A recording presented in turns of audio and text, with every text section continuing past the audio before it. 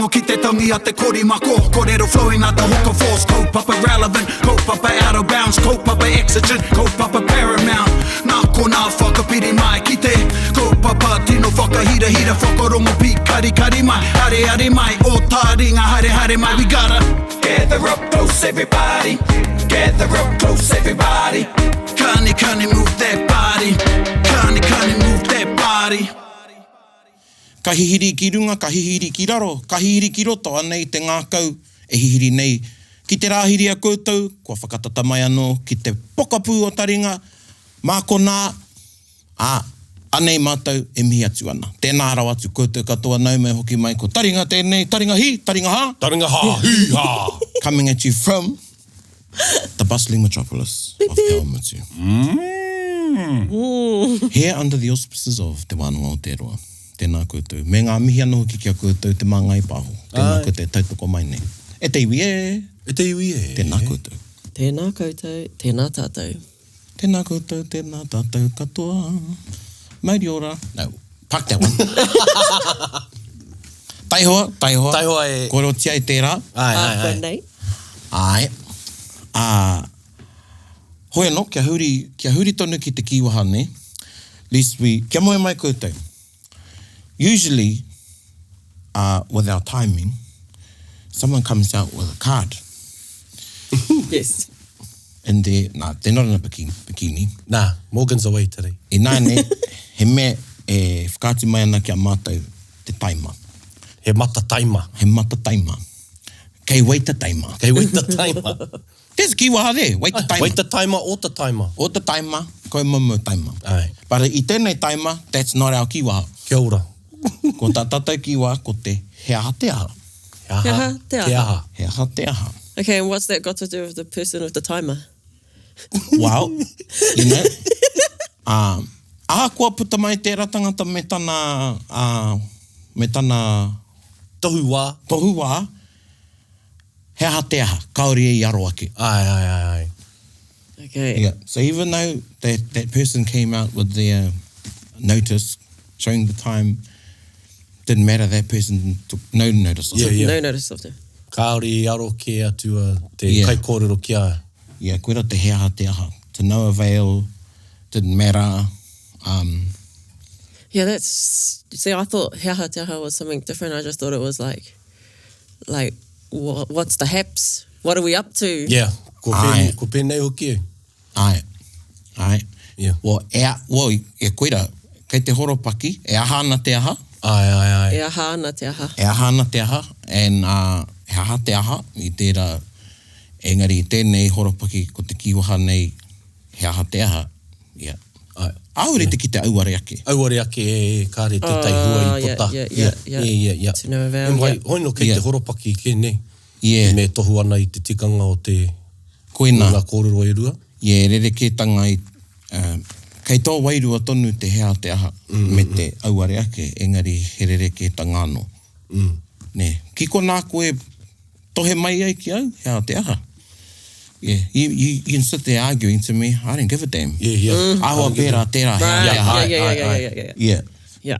Engari ko te auare ake would be, I wouldn't use it for myself. Yes, myself. yeah. It's usually about a group or somebody else. Or I wouldn't say... Or an event or something that...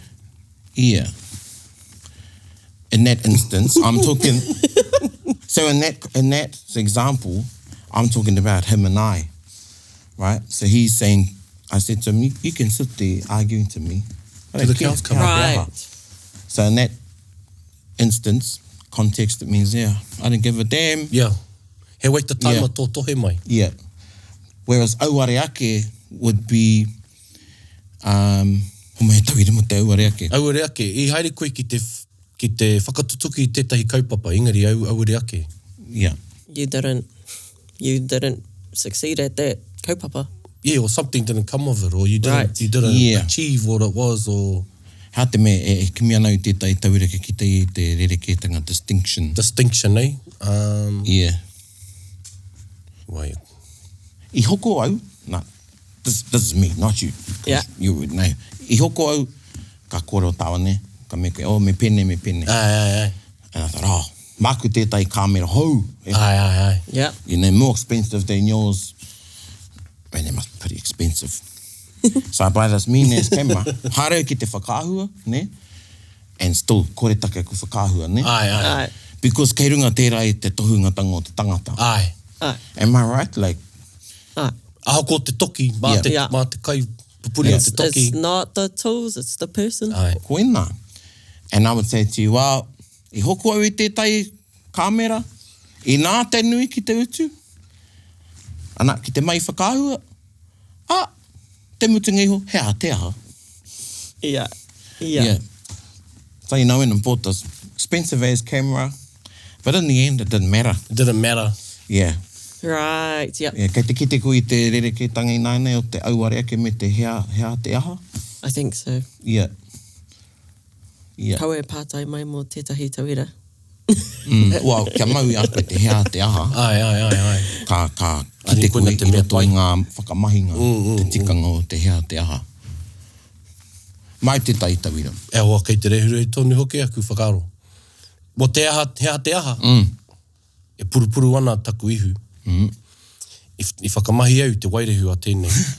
Kia whakawātea mai nei I aku punga ihu.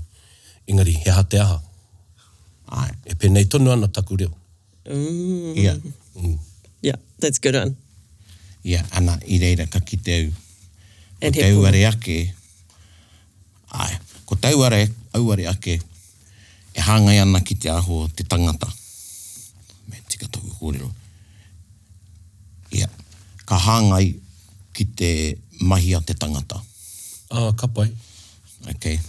So auare ake will be used when it's in relation to someone's behaviour. Right, okay. Okay. No change in the behaviour. Okay, because Yep. Or they didn't take heed, you know. Kei te tangata. Kei te Engari, tangata. I tēnei tauira. Ko te mahi. Ko te mahi, ko tāu I whakamahi ai. Ai. The thing you used, Didn't but still change nothing anything. came of it. Yeah, I get you. Ka pai, do you want to give a go there? A hea te aha? Oho au I te ono karaka, kia whakarite ai mō te mahi. Hea te aha? Engari. I tai takaroa ahau. Nō reira, hea te aha? Yeah, so, That's a auare ake, eh? no, Oh. no, hea te aha. Oh, Kaua te auare ake mōu anō. yeah. Yeah, you wouldn't say, koa koe, koa, tohe mai koe ki auare ake. Right. Yep. Ne? I'm using it about myself. Okay. Koa tohe mai koe ki hea te aha. Okay. Yeah. Okay. Just sit there, argue to me, who cares? I'm not going to take notice Yeah, of what you're yeah, arguing no, about. Yeah. Kua mau haere tērā? Ko mau haere. Ai. Kia... Mā te whakamahi, ne? Yeah, mā te whakamahi. Mā te whakamahi me te rongo. Yep. But now, I nāne ka pīkarikari o kōrua taringa. And on that, ko te pīkarikari, mua kōrua te pīkarikari. No. Whakarongo pīkarikari mai. Like, Because kei roto I te waiata taringa. listen and close. Yeah. Kei te kimi noa. Anō ki au he nekihanga. Oh, yeah. Like, what? Like, when you hear that word, what sort of move do you... Ka pēnei au, like. Ka pīkarikari atu, like, hea Yeah. tēnei. Yeah. Why? Yeah. Because ko te kupu, taku moe, ko te pīkarikari no te ao te manu. Ai. So te wāka hoki mai te uwha, te toa rānei o ngā manu me ngā kai. Ko nā kuao o te kōhanga, he pīkarikari I te tangi a te me ki a ngā mātua. Ai. E mohio no ngā kua he kai. He kai ka te haramai. Ai. So, ingari nāne ko te pīkarikari, ko te whakaaro, me te tika, listen intently. Ai, intent listen, ai. To listen like a young bird. Ai, Right. kia. He nui nā kōrero mo te manu, me pī kei mua, Ai, koi manu. whakaaro nei au, he pī kaukau, pī kaukau. Oh, yes, Yep. yes. pī karikari, Pī koko. pī koko, me te, koe nei te whakatau ki poto katoa, ki taku mohio, te IP. IP. Ai, no re, ko te ai te oni ne? Ai. Sex. Koera te ai. Hea te IP. Sounds bad. Birds. Wow. Birds. Chicken style. Having sex. Chicken style. Chicken style. Wow. Ahua pera, he rite ki te go forth and multiply. Ka pai. Yeah. IP. Yeah. Right. Okay. Nā, mō ara te kōrero Is that te mea 'cause Pākehā. birds They're can lay making like lots of- chickens, eh? Making like chickens, like Ahua bunnies, whera. like... Okay. IP. Okay. IP, yeah. Yeah, IP, go forth and multiply. Koera Ai. ki te IP. Koe, taku mōhio koera te whakatau ki poto katoa. Oh, kia ora. Nā, no reira, ko te pī. Ne, pī kaukau, pī karikari. E ano te tai, ki koe pī koko. Yeah, koera. Me whakaronga pi kari kari. So, I timata tātou kōrero ki te Mauri. Ai. And we've spoken about Mauri, e tātou nā wānanga Taringa. Right. And we thought, kia hoki anō ki te Mauri, ki te kōrero rero i e te hiatu āhua tanga. Ai. Whakawhānui hia te kaupapa e pāna ki te Mauri. And just if you're realising we're going to talk about Mauri, you may want to go back to one of our Mauri episodes. You can just search Mauri and Taringa, and that will probably give you a good foundation into what we're going into now. Ai, no reira koe nea tātou. Taku haukoti tō rerenga whakaaro. Because you might listen to this and hea te aha.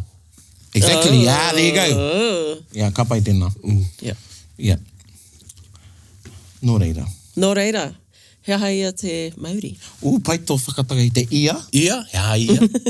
Nice. Well, i te whakaaro au ki te āhuatanga, ke whakarapuputohia, e tai o nā kōrero mo te Mauri. But you should still go back to that episode that you're going to search for.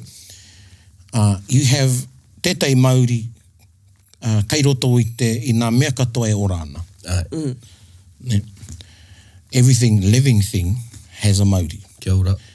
Nā, ko tātou tērā. Koe nei te Mauri i roto i a koe i te wā ka whānau mai ei koe, a me ki te wā e āhua ana te tōhua i roto i te kōpū o tana whaia. Ne? Ana, ko whai Mauri ka pata mai ki te ao. Ana, moe o tātou ki a tātou kōrero ti he i Mauri ora. And just whakarapapototanga ki tērā, ko te kupu, ko te tihe, ne? Tihe. Sneeze. Koina. And through time, ko tihei. Okay. Ana me te whakapaia etahi, i roto ia te etai o a mātai wānanga, tihe i Mauri ora, ne? Oh, tihei. Tihe i Mauri ora. Ana koe neki te Mauri i tuku ai e tāne, kia he nea hua, ne? Ka whakaohongi e tāne, mā tana hau. Ai. Right. Ne, ka pai. And tāne gave to he nea hua, ne, through his breath, Ai. because she was bereft of his breath. Bereft of this breath. The life force. Yep. Right. Ka pai. Engari, it needed to be activated. And he activated it through his breath. Ai. Ka pai. Ana, ka tihe a hene ahua ne, and then ka Mauri ora a tāne. Ai. And tērā kianga, kei Hawaii ka ki nā kanaka kihe. Kihe. Oh, Kihe Mauri ora. Kihe. Nō reira, he kōrero tērā, he tohu tērā ki a tātou, ko tawa kōrero rā, no mua noa atu no tua whakarere. Ai. Ka pai. And while we're on that, you know, I roto e te ao kapaka, if you happen to be in a kapaka and you're going through a breathing exercises, instead of saying haki roto haki waho, or yoga, anei nā kupu Māori ake, hongi puha. Hongi puha. Hongi. Pai, hongi Puha. puha. Inhale, exhale. Kia ora. Okay. Ka pai. Hongi as in hongi. Ai, te mea koera te hongi ne. Kuna te mai. Oh, okay. So when people really do go in for those like wairua hongis, it's for a reason. And I hear that kupu tēnā, oh man, that hongi was but too mana. I'm like, what do you mean? Mana hongi. Yeah, no, what we have sort of talked about. Ko te hongi, ko te puha. Ka pai. And then that's when it was activated. Cool. Ka pai. Nō reira, koe nei te Mauri kei roto i a koe. Ai. When you're in the womb of your mother, whānau mai ana koe ki te ao, ka mate koe, ka mate te tangata. Ana, ka kore te Mauri, and the Mauri is what the wairua attaches itself to. Ai. Right. E ora te tangata, me hono te Mauri me te wairua. Ka pai. Yeah. E ai ki tētai o ngā kōrero tuku iho, as the, ko te hao te ingo kupu Pākehā ki te ira, te tōhua i roto i te embryo. Embryo. Te embryo. Te wā e āhua ana te tōhua, ne? Ki roto i te kōpū. E ai ki te kōrero, kāre ona wairua. Ai. Okay. Hasn't got a wairua. He Mauri kei reira. Ai. Engari kia whai rāno te uri. Tōhua i ona kanohi. Ai. Oh. Kātahi anō, ka whakanohia he wairua. He wairua. Ai. Cool. Ki reira, ne? Ki aia. Tērā, he kōra no mo te wairua. Ka noho tau wairua ki a koe, a mate noa. Ne? Ana ko te Mauri, te kaipaihere i te wairua ki te kauaka, ko te kauaka, te kaupapa, ki te tinana. Ne? You've lost me a little bit there. The Mauri is what attaches. The wairua attaches itself to the Mauri of the kaupapa, and ko te kaupapa i tēnei horopa ki e kupu tēnei mo te tinana. Okay. You don't hear kaupapa being used like that. Nah, it's hardly ever. Corporatized. Yeah. Well, we could even have wānanga about that, but just quickly. Kaupapa. Tuatahi. Koe nā, ko te tinana tonu. Tuarua, ko te kaupapa, taku mōhio, ko te timatanga tēnā o te whatu i te kākau. Ai. Ka kia tērā ko te kaupapa. Yeah. I think te aho tāhuhu tēnā. Ai. Yeah. The first main weft. And then that sets The foundation. the whatu, ai, Yeah. koira, and me te aho tapu. Aho, ai. We'll leave that for a wana. Kia taimai e tai moho ki te whatu ki te raranga. I taku haerenga ki roto te tai toke rau. Ai tētai uhunga, the night before. Kārere mai te pātai a tētai o ngā kaumātua kia mātou, ne? He angari tenga ki te kaupapa popo. Ai. Oh. Ne? Nā taku whānau, they're going, what kaupapa he's talking about? The tūpāpaku. Koe nā. Yeah. So And like, he was asking, and I knew in that one question, he wanted to know what was happening with service. And te mea. He was talking about the tūpāpaku. yeah. So do you, like, sometimes when there's karanga that have like, haere mai ki te kaupapa o te rā nei could they possibly be actually talking about a tūpāpaku? Oh no, probably an actual Well, there kaupapa. might be two layers to that, and that'd be based on your understanding there. Hara mai ki te kaupapa, Yeah. and now you might think, the reason why we're here, or the focus of why we're here, and the other one is ko te kaupapa, ko te tūpāpaku, ko te taonga o mate. Yeah. I guess in that context it's kind of like I remember saying this, asking... one and the same. Yeah, I remember asking some people in our kura reo, te taumata, I said, ka mate ana koe, ka haere tō kaupapa ki hia. And I could tell by their understanding of the way they answered it. Yeah. And I was like, Yeah. Because, I runga i tērā, and ka pai tēnā, hei whakarongo, hei wānanga hoki mā te motu. Tētai wāia noho ana māua ko te tētau ku korua. Korua mohio. Ana, e rongo ana i e ngā rongo ana mā, whakarongo ana mā ki ngā kōrero, kataka te kōrero, a tētai o ngā kai kōrero. Haere mai ki te kaupapa o te rā, nei te ko tai mai ki te kaupapa o te rā. The purpose, I guess. The purpose, koia. Ana, ka mea taku korua i guess, e hara tēnei te kaupapa. Ai. A tangihanga is not a kaupapa. Ka mea, he take. right. He Ka mea take. te he tani guys, ko te take i tai mai ei, te iwi nei, ko te tangi i te tūpāpaku. Ko te take, ko te Kāre rātou i haere mai i runga i te kaupapa. Hei kaupapa, he kōrero anō tērā. The reason they came here was to mourn. Yeah. Ko te taki haere au, and i tana whakamahinga, i tērā rerenga, I was able to see the distinction. Because koe tai ka pene, well, this is a kaupapa. Nei koene te take. Ai. Yes. Taringa. Ara no te Mauri, ka whakatongia e te tei, ki te tehi mea. Ai. E harai te mea e orana. Yeah. E harai te mea whai koiora. Koiora, ai. Ne? So, then there's things that are inanimate, that aren't living. They do not have a Mauri, which is an innate Mauri. Ai. Ko te innate Mauri, he Mauri take. Ko te Mauri ka whakatongia ki tētahi mea, e harai te mea koiora, o he rereke tērā Mauri. Ai. Ka pai? So is that like Mauri stones? Yeah, Whatu, e whatu Mauri. Whatu Mauri, E whatu Mauri. Te whare nui, spoken about. E noho Mauri kore ana te whare nui. Kia o tirano, nā karaki a whakatō Mauri roto i te wāhanga o te kawanga, and the kawanga, ko te kupu kawanga is the whole house opening ceremony, and a part of that is when the tohunga instills the Mauri into the whare. Kia ora. Ka pai. But, nā koe neke, ko noho ke te Mauri ki reira. Ne? Yeah. I te mea, ka timata ana te hanga, ne? Ka hanga i te wharenui, Right. ka whakatongia he Mauri ki reira, Ai. ki te wharenui. So before that's one of the first things that happens, and you know, koe teika ki o, the Mauri was at the tūngaro, Ai. te pau, the back wall, ne? Under that pau. Under that po, yeah. O te tuarongo, ka kietai, ko te pau toko manoa, ka kietai, ko te pau ka eawha. Wherever your Mauri is, ka pai. Ka pai, ai.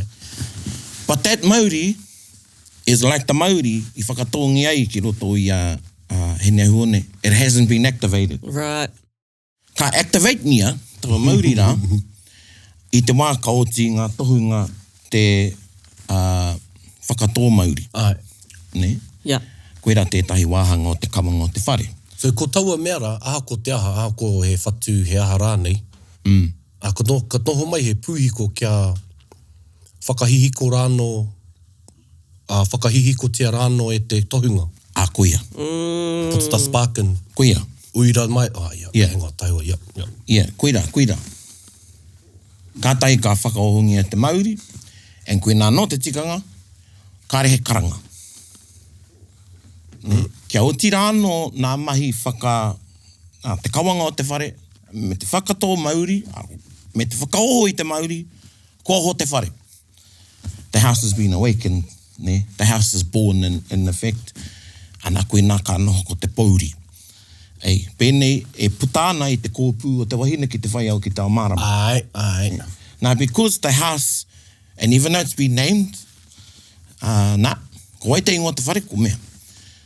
Koa tērā, ka rea no te whare ki a oho. Ai. Okay. Until those karaki are completed, and then you come out, then, ka puta te karanga. Ko te tihe tēnā? Ako nei pe ai. Ako nei pe ai. Koina taku kāro. Yeah. Ko e pe te tihe. And because ta kai karanga, manu tioriori rānei, harawa rānei te kupu, koia te reo o te whare. Okay. Koe nei taku tohe ki etahi o nā kawanga i haere rāhau i roto i ngā tau. E karanga ana nā wāhine runga i te aroha. Ai. Kaore rānei te mōhio, ana kua huri ke, kua i roto i nā karanga rā, e rongo ana i nā kupu e mea ana. Ko mea te whare. Ai. Yeah, Ko ka karano huraina ke ana whakahuatia te ingoa. Ai. Ei, haere mai ki te tupuna whare, well, kairi te mōhiotia, ko wai. Now everyone's going, well, you see the name, Walinga Wamu, the name was another whare. And that's why it was such a big thing that ki au, ko tētai wāhanga mananui katoa o te kawanga whare. Ka tai, kona karaki he mana he tapu katoa, ne? Engari, ko te wāhanga tino mana, ne? Mana, e ni re tika. o te kawanga, ko te whakahuatia o te ingoa, I te mei reira ka mōhio, te iwi. And remember, back then, we didn't have it written. No, Yep. we didn't have writing. Yeah. And a lot of the time, probably most of the time, kāre te iwi haere rā, I mōhio. Ai. Ai te ingoa te whare. Till I got to that critical, time. yeah, when it was asked, Me ngā kai whakairo I waiho e rā kōrero kei wainga nui a rātou, mo te Ai. teko, mo te kōruru. yeah, Yeah. yeah. Even tērā kāri te rango nā e nei rā, I mean, karaki ai roto ia tainu e mea nā, mo te teko, but we don't do it anymore because very rarely, I've never heard it. Is there a teko? Well, is the question posed? Ai. Ko e te ingo te teko. Yeah. E piki ake nau e whititu e whitia, kāri te rangona, ko e te ingo te teko. And ko e te ingo te whare, ko such and such. Yeah, Mō wai te whare, mō ne? yeah. Koe rā tērā wāhanga, mana. Okay. The other part is, ana ko te whakatō, te whakaoho I te mauri o te whare. Ko te whare, nei. Yeah. Nā I reira ka tika te rere, kia rere te karanga I reira, muri mai, ka puta nei te whare, ka rongo I te reo o te wahi, ne, anō ko ia te reo o te whare.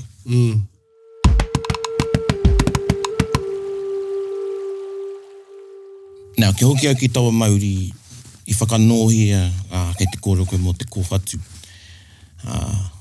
Ētahi, e harai te kōwhatu. Ai. Yeah. Ākua nei pe he kapa. Ai. Hūpoko ariki. Ai. So, there was a bit of a trend te ahua nei, where pennies were used, ne, Ai. o ko nā moni uka, hei Mauri, Okay. ne. Ka no kuia hei Mauri mo te whare. Ai. Now, me mōhio te tohunga, me mōhio ki te iwi e tika ana kia mōhio, ne? So those that should know, and they're the correct ones to know, would know kei whea taua Mauri rā. Ai. And it's very important you know where that is, because if your house is to be renovated or it's become dilapidated, and then ka whakatau te hapu, well, we want to build a new whare, and we want to pull the whole thing down. Me tango te Mauri. Yeah. Ai. Me tango te Mauri. Koe rā te mahi tuatahi. Tangohia te Mauri I te whare. Tangohia te Mauri I te whare. Think about that one. Koe tau e arotake ana I te kupuhāngu. Carry the 3, multiply. And then when you remove the Mauri, then you can, proceed Ko wā with... te. Yeah. Proceed with what you need to do to the whare. There. Yeah. Now, te nuinga o nā whare o nā nei, kāri te mōhiotia kei whia taua Mauri rā. Mena rāne he Mauri. Yeah, mena rāne he Mauri. And if there was, it hasn't been kāri tukua e rā kōrero, kia heke, kia tuku e rā kōrero, ne. E mara nei o tētai whare, kua pōpopo te whare. Ne. Kua popo katoa. And they wanted to take the whare down, and then kāre te pātai. Oh, taiwa, kei whi te Mauri o te whare. Ai. He was, what you talking about? Oh, te Mauri o te whare. So what happens? Well, I horo kuku te iwi ki te... Tūraki I te whare. Yeah. So, I roto I tērā whakaaro, I roto I te tawa mātai wānanga, ko te pātai ia.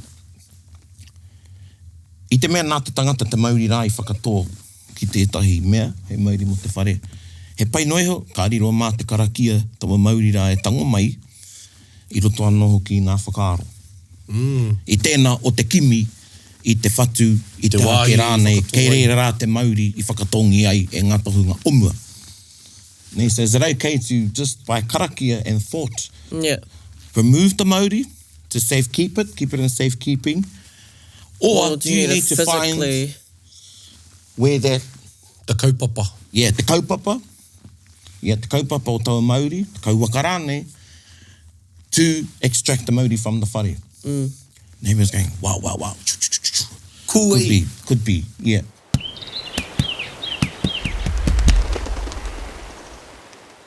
Te wā I tai mai, kia kōrero mo tōku waka, mo tainui. Ko tētahi o nā Mauri I haria mai rā I Hawaii, ko te Mauri ki te manu. So Mauri in relation to birds was brought from Hawaii ki I runga I te wako o Tainui. Kia ora. Me ngā karakia e pāna ki te manu. Me te aha, e kawe atonu tiana, e tai o e rā ritenga I tēnei rānei. And Mauri were placed at particular maunga I roto I te rohe o Tainui, and those places were kept secret. The keepers. And where the Mauri was, that was imbued kei riro te Mauri. Okay. Kei riro te Mauri. And e hoki ana ku whakaaro I ngā haerenga ki roto kahungu me ngā hoki ngā mai. Was mātou ko hau I te taha o wharehuia rā o kupau. Nā, me whakaaro ku te hau I kore ki mātou kupau ko wharehuia. Haere te taha o pau rā o ko wharehuia. And we would get to a particular point on that highway, usually around Tarawera, me rangi taiki is, kārere ngā kōrero mō tūhoi rawa ko tūwharetoa. Ngāti tūwharetoa rawa ko ngai tūhoi. E kōrana rawa mō te Mauri. And they speak of a time when, well, there were battles, and some might call them skirmishes, but there were expeditions between both iwi to extract the Mauri from one's ngahere. I te mea, kei runga I tawa Mauri rā, that becomes the Mauri, ko te kauaka e kōrero tia nei, te kaupapa rānei, koe rā te korou. Koe rā te korou, that is the strength, that is koe rā te Mauri. E kei runga noho ki tawa Mauri rā, te korou ora o tērā rohe katoa. Virility. Ai. Ko te ora tonu, ne? With the vitality. The vitality katoa, kei runga I tawa Mauri. Yeah. And if it's removed, it's not that the forest will die, but the level of life it was at. Aye. Ne? Okay. And being... It's a lie! Kei tiki tau te mea rā, wouldn't be at the level.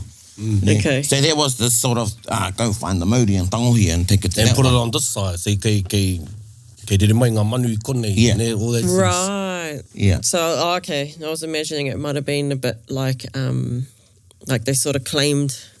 No, it It's would not physically be taken. Physically be taken, yeah. And then, yeah. Now, kia huri ngā kōrero kia kurangai tuku ne. And, I don't know if that story is shared as much as it was when I grew up in Tarawa. And, we used to hear about the bird woman. Mm-hmm.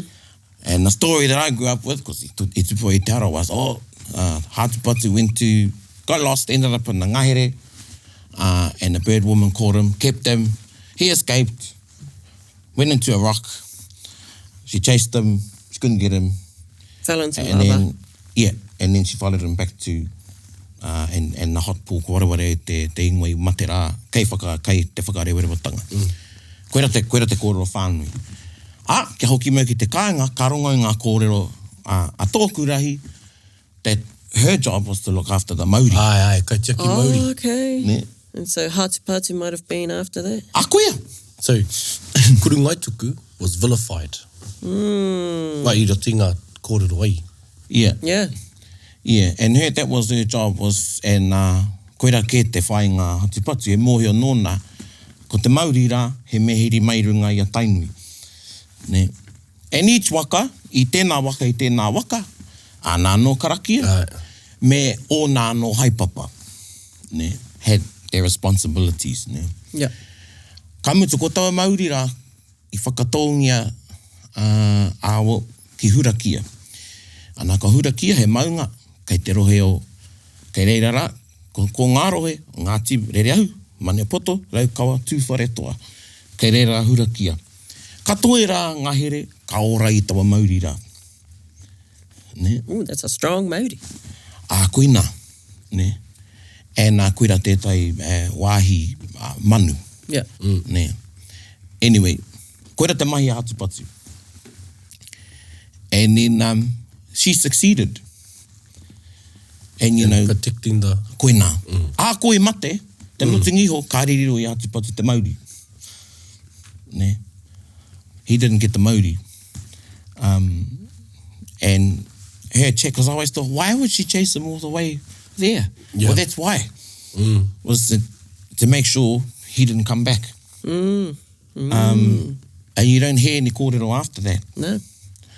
Now, I roto ia mātou, o tira, nā kōrero i roto ia, ki te kōrero mo te pai o Raukawa, ko nā tohunga i te wā o te manu, o te kereru, he wāhine.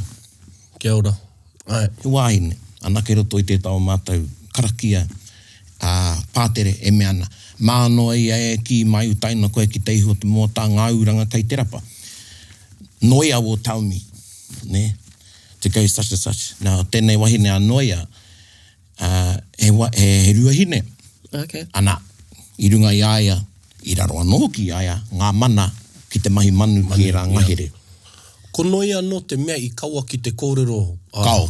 Kau e hara i aia. Kau engari whakahuatia i roto i te pātere. A ngā wairo.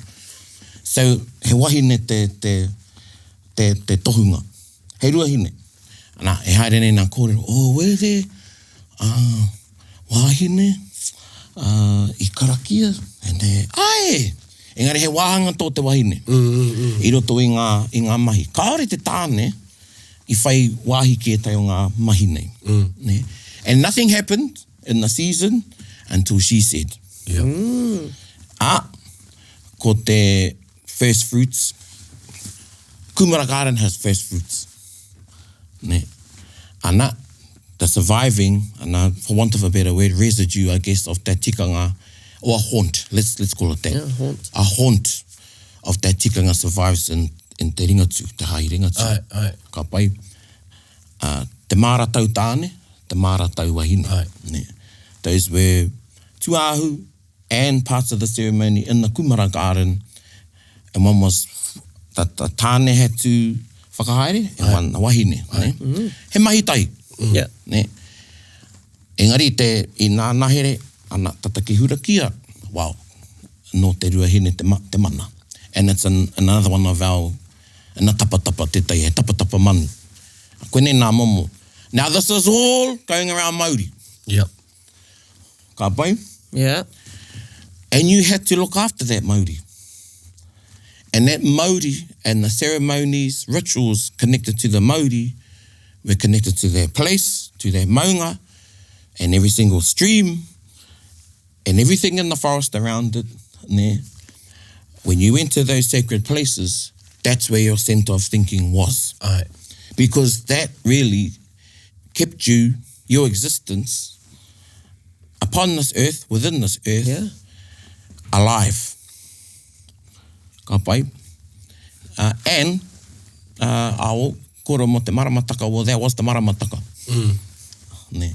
Nā ki era iwi, the seasonal kai, reset the year. Yeah. Ai, ko matariki, engari, ko te wā manu. That was, koe rā te wā mahi kainui. Ai. Ne. And then your calendar will go around that. Yeah. Ne.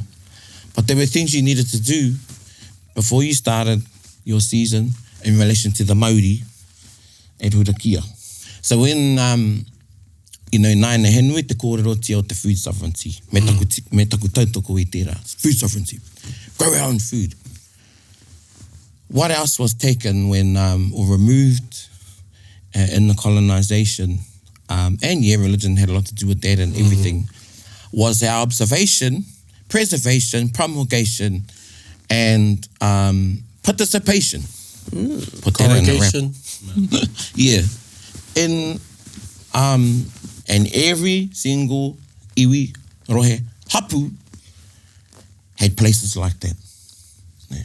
We got a stone, and I'm not going to say the name, kei roto I tō mātau au I a pūniu. And all I knew when I was little was, it's tapu. Yeah. But I never felt the tapu whainiho when I went there. And I was maybe the only one that went there. Me and my cousins floated down there one time, and it's definitely different part of Pūniu ka rongo koe te tai wairu I reira. But it isn't a tapu whakaniwha. A tapu with teeth that you're gonna, you know, but you feel the tapu, the sanctity. Yeah. Whereas one of my aunties, their whānau lived down into the river. Well, they weren't allowed to swim there. Their mother told them, don't swim there, go up. And she talked about a particular tuna. Now, ko pakeke au ko mōhio au. And e me taku haere te awa whanganui, I know ko taua kōwhatu rā, koe a ke te Mauri. Ne, o tō mātai wahanga o te awa. And then other kōrero that's come out aligns with and using your tūpuna, hinengaro tūpuna, tūpuna logic, ancestral logic. I'm able to join the dots together and I know now. I know, e mōhio, e pono ana taku mōhio, koe rā te Mauri o te awa. Ne. E kororo koe ana mō whanganui, mō pūniu? Ka mō pūniu. Mō pūniu. Engari taku haere ngai rungo whanganui me te kite rite ngai reira, mōhio tonu, he Mauri te. Ne. And that, we're coming into, ana koe ne te wāhau hake kumara, ne? And all the kumara will be out. Harvesting anau kei te haere tonu ki e tahi rohe. Ka re rohe muri mai, ko papa te whatitiri. Ne. Thunderstorms gonna happen. Ko heke ngā tuna. You're on to the next. The next. Right. Kaupika the next season. Yeah. Tau nei, ne? He karaki anō. Ne? He mahi anō. E moio neu I te wā te tuna heke, that would have been one of the times when they went ki te whanga I te Mauri. Ka pai.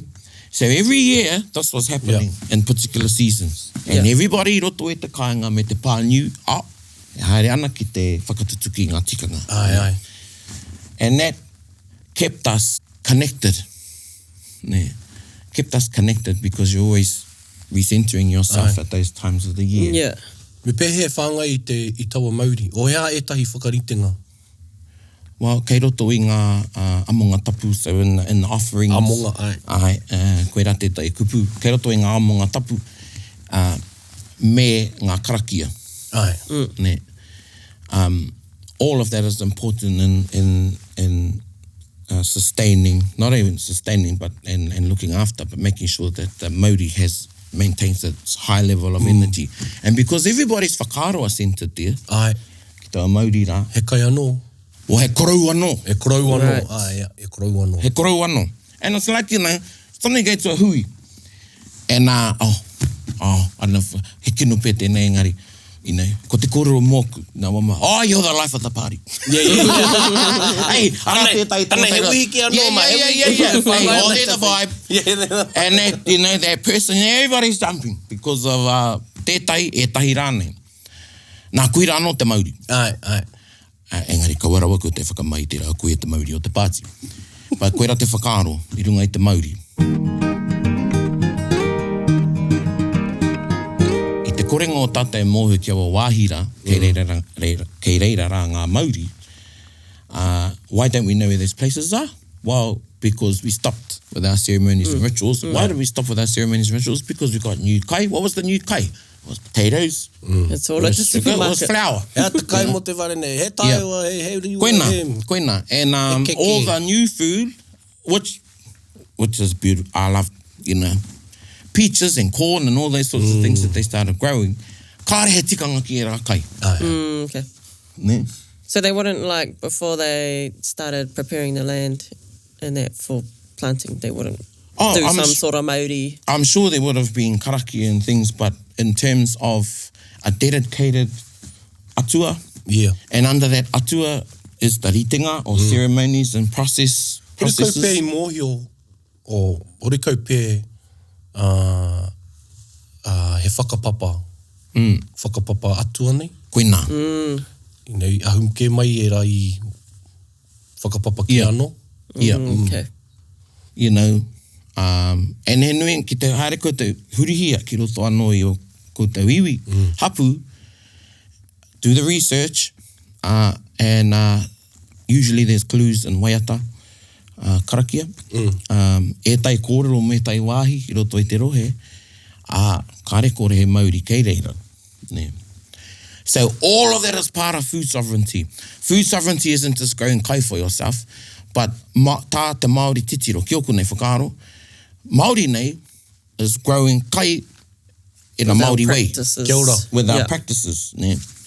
Nā koene anō nā hua kua puta i nā mahi a tō tātou hoa, tō tātou rangatira rangi, me te hunga whai i te me koene nā mea, ko ki te rāhau i roto i nā tau, e whia nei, e waru, ka mahu e, this is the bigger picture.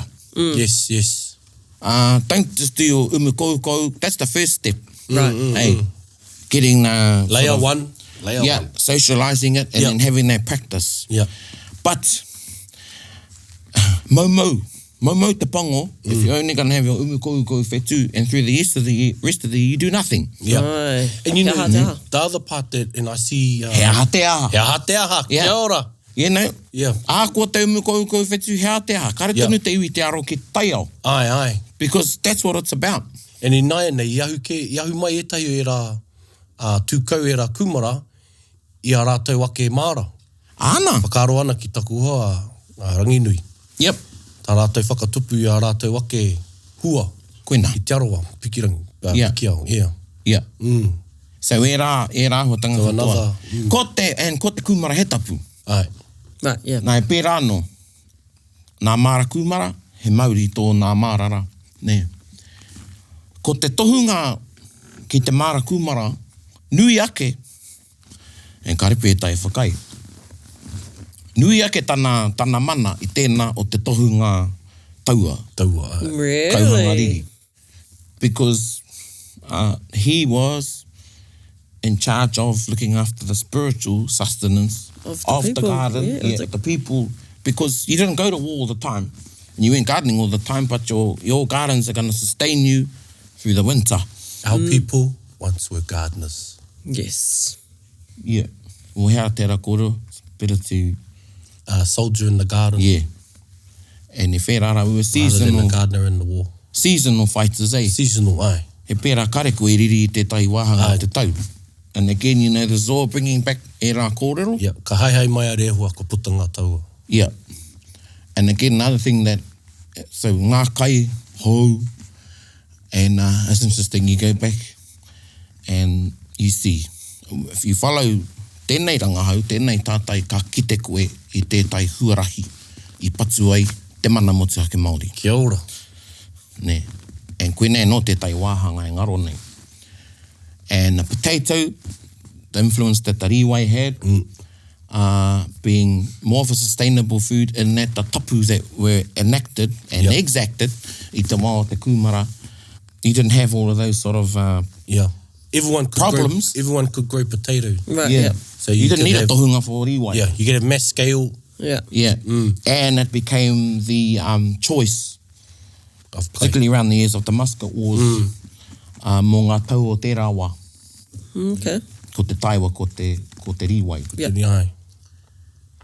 Āna, ka noho mai tērā i roto i te pātere, ahu mai te pairata, and she talks about te kiri taiwa, potato skins. Boil up the potato skins, I'll boil them up, devour them, and then spew them back up again. Kai karu wā ki. Yeah. Because ko te kiri taiwa, ki aia, ko te kiri taiwa, ko te kupapa. Brown on the outside, white on the inside. Yep. Yep. Ne. Koena e tai whakaaro ki tērā, and we're still kei te kahu tonu o te wairere ana. Yeah. Just if you just told us we're talking about Mauri. Ana! But, you know, And you know, i enei wā nei, nā, e moena koe e rere ana te wā. E ki te anau i nā nei hea i wiki ai te roa o te noho a ngā kaumātua ngai tūho i te wā, i wānanga rātou i te Māori. Ai. Because every day would have Yeah. been something different. Yep. Koe nei tētahi wāhanga. or you'd exhaust maybe one part enough to move to another part of the kōrero. Yeah.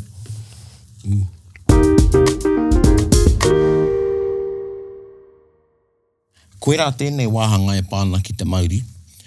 And koe nā tētai wāhanga hei whakaoho mā ngā hapu katoa. Tuatahi ko te kimi kei whia te Māori. Ai. Yeah. I Wow. whia rāna I'm te Māori. wondering now.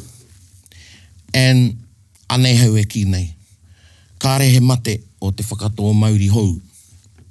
Engari me tika Tikanga me mai. kāhui ka pērā. Ai, ai. Kāre hoki e mate te tono i te tai kāhui ki haere mai. Ai.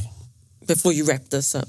Because my Mauri's still strong. Yeah, nā tā. The force is with me. Kakuia ki ngā kōrero o te whare. So, he mana tō te whakairo? He mana? I mean, he Mauri tō te whakairo? Or he decoration rānei? Ko era whakairo katoa i te whare. E moe ana. E moe ana. Ei. They're all no, part I of, didn't they're know. all a collective part of the individual in the whare. He wahanga o te whare. Yeah, they're all recognised as a part of the whare. And kāre he Mauri kia o tirano nā karakia ki te whakaoho i te whare. Yeah. Okay. So, I've heard that tables can have Mauri though. How so? I don't know. So I just heard it in a conversation one time and I'm wondering that myself. Well, here's a question for us. Do things have Mauri or do they have memories for us? I'm just creating a distinction in case if you think we say like has a Mauri. But people, we have a heart. We have a heart mark when it comes to Mauri. So that's how we put it. Yeah. A heart mark. Yeah. A heart mark. A love mark or whatever, you know. You know how you have to like whāngai the Mauri in the ngahere? Should we be doing that for our whare? Ai, well, ko te whāngai te Mauri o te whare, ko te hoki ki te marae. Okay. Ai, ko te hoki ki te marae, ko te whakakōrero i te whare. Ai, whakakōrero is to make the house speak. How do you make the house speak? Karanga whai kōrero. Kia ora. Ne. Reo Māori. Hea te karanga te whai kōrero, me mua ki te reo Māori. Nā, iko nei, he kura whakamutinga. Māku. Nāku nā kōrero a te tau mata kuro i rā wiki ngā hanga ana. Hea te whenua ki te kore o na marae. What is the land without a marae? Ne. Ko te marae te tohu e ora ana te iwi, ne? E ne tohu ana i te hononga te iwi ki te whenua. Shows the connection. Wene te hapu o tēnei. So hea te whenua ki te kore marae. What is a marae without a wharenui? Hea te marae ki te kore he wharenui, ne? Hea te wharenui ki te kore he tikanga. Me ona reo. What is a marae without traditions, protocols, practices and language? Ana. What is traditions, protocols, processes and language? Hea era ki te kore tangata. Ne. Hea te tangata ki te kore o na whenua. Nā ka kite. Koe nei te cycle kei roto rā tātou. When the removal of whenua took away so many things. Ko tā te Pākehā te tiro, tā wai rānei ki te no i te whenua. Ka rei ki te i tērā porofita. Nei te mea ki te Māori, tō te Māori whakaaro. E harau i te Māori kia whai rānu au e whenua hei whakapapa mōku, hei tūranga waiwai mōku. Hei wāhi, hei tapu mōku, hei mana mōku. Hei Māori mōku. Ai.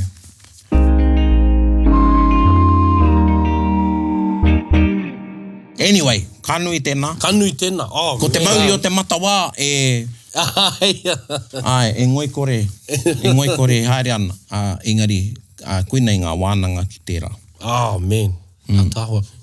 Ko tau te Māori? Ko tau te Māori. Ai. Ko tau te Māori. Ko rere anō te Māori. Ai. Engari, kia tau te Māori ko nei. Ai. Kia tau te Māori o te kaupapa o te kōrero i tēnei rā. Mi ana kia koutou katoa. Tēnā koe e tai. Ka pai. Ai. Hei kona mai. Hei kona!